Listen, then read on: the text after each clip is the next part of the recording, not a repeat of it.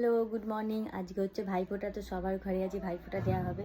আমিও রেডি হয়ে গেছি। আমার ঘরে ভাইফোঁটাটা এবছর একটু অন্যরকম, কেন আগের বছর আমার ভাই আর নেই, তো আমার ভাইকে আমি এখন ভাইফোঁটা দেবো। আরও আমার দাদা আছে, ভাই আছে, তাদেরকেও দেবো। সব তোমার সাথে শেয়ার করি। ঝুম দিচ্ছে বাপিকে ফোঁটা।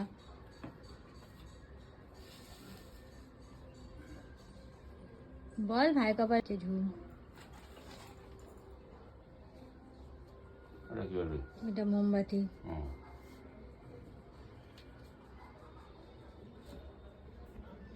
শাক বাজানোর দায়িত্ব আমার।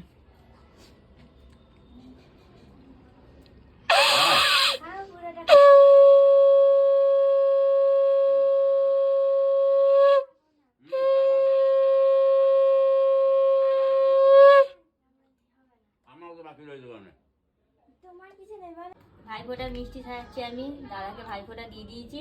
এবারে শুভ এসছে, শুভকে ভাইফোঁটা দেবো। মিষ্টি সাজানো হচ্ছে। এখন এখানে সাজিয়ে দিই।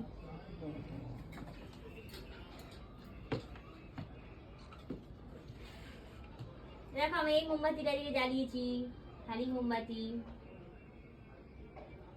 এইটা হচ্ছে আমার ভাইফোঁটার থালা সাজানো।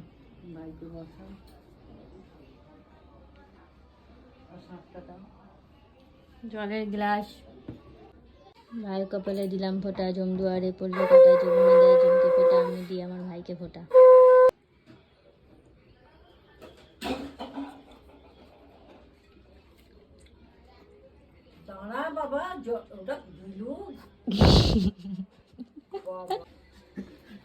খেতে শুরু করে দিয়েছে, দেখো। প্রণাম কর তাড়াতাড়ি, আমি তোর থেকে বড়।